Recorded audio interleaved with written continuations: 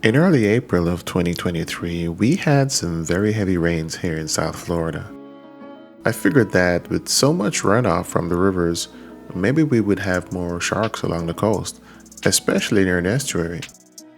Nothing could be further from the truth. After an hour of searching with my drone, I did not find not even one shark. I did see large fish like this tarpon, but no sharks. It was then I recalled something that I had seen in a documentary. During storms, sharks will head for deeper water so that they are not injured by the waves and heavy current. More than a week later, I returned. The location in question was a Jupiter Inlet. As you can see here, there's a stretch of beach on the south side of the Jupiter Inlet. With all the fishing activity going on here, you would want to think that sharks would be plentiful in this area, but no. In spite of me overflying this area several times, I could not find any sharks. At this point, I decided I would head to the north side of the inlet. So, after heading less than a mile of the beach and about 300 feet from the shore, guess what I saw? Jackpot. This is a massive conglomeration of blacktip and bull sharks. So, how did I figure out what type of sharks they are? Let's take a closer look. The water was very choppy that day because of the wind, and the sharks were close to the bottom. But at the same time, the water was also very clear, so this allowed me to make out their silhouettes. These sharks, for example, are blacktips and are very common in Florida waters. Blacktips are relatively small, growing to just over 5 feet, and they have a slim profile. These sharks, on the other hand, are bull sharks, and they are much more muscular with a wider profile. Bull sharks can grow up to 7 or 8 feet. You'll also notice that blacktip sharks tend to move around slightly faster, whereas bull sharks tend to cruise around at a slower and more deliberate pace. But the big question in my mind was, why are these sharks gathered here? Here we can see a large school of fish, which would represent potential prey for the sharks. But the sharks couldn't seem to care less. I did several battery changes as I continued to observe these fascinating creatures. On what was probably my fourth launch, I saw this bull shark swimming less than 100 feet from the shore, and I decided to move in for a closer look. Sharks are opportunistic creatures that are always looking for an easy meal. Notice how he completely ignores this delicious turtle? Only tiger sharks have the necessary dental work to pierce the hard shell of a turtle, and this bull shark knows his limitations, so he moves on. After this encounter ended, I had to do another battery change, but after launching, I didn't have to wait too long before I saw another bull shark, or who knows, maybe it was the same bull shark patrolling. The advantage in finding this bull shark so close to where I launched my drone from is the fact that I could go way down, close to the water, without losing my signal. As you can see, the water that this shark is swimming in is about 70 to 80 feet from the shore. I can tell because bull sharks grow up to a maximum of 7 or 8 feet in length.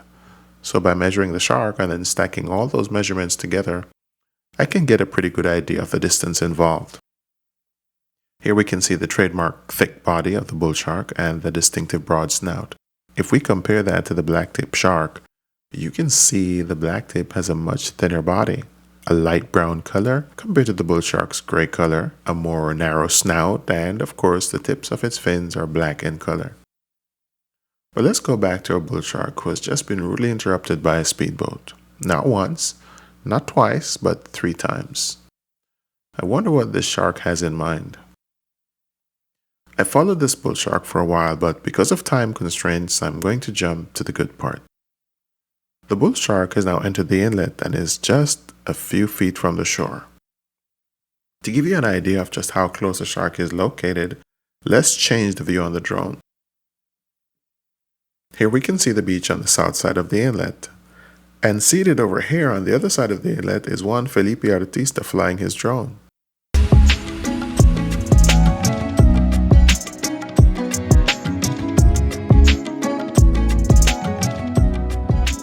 But in spite of all the fishing going on here on the south side of the inlet, Sharks seem very ambivalent or perhaps even indifferent, choosing instead to stay on the north side of the inlet far from humans.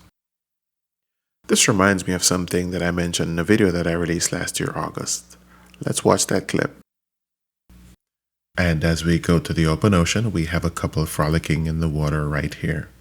But less than 100 feet to the north, we have a shark heading in their direction.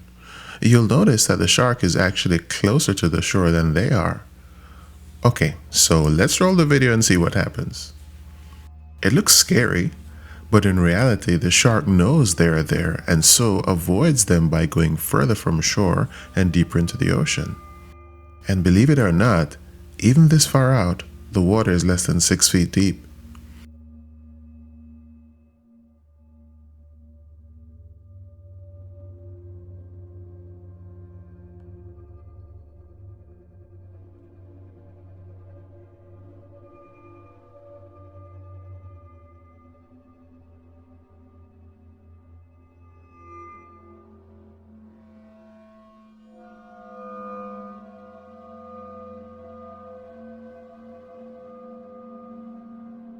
Notice where the couple is and where the shark is?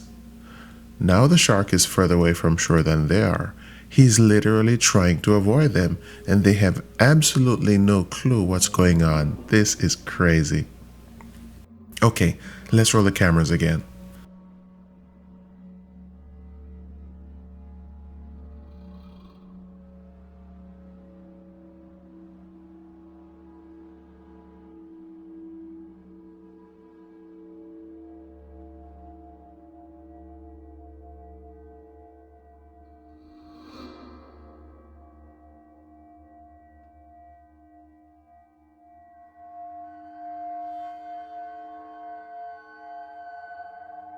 Sorry, I got distracted. But at this point, you can see that he is clearly past them and they have no clue what's going on. This proves one recurring theme that we have seen consistently in Shark Week over the past few days. Sharks are really not interested in humans. Whenever a bite occurs close to the beach, it's usually a case of mistaken identity, which is why you should never swim at dawn or dusk or if the water is murky and filled with bait fish.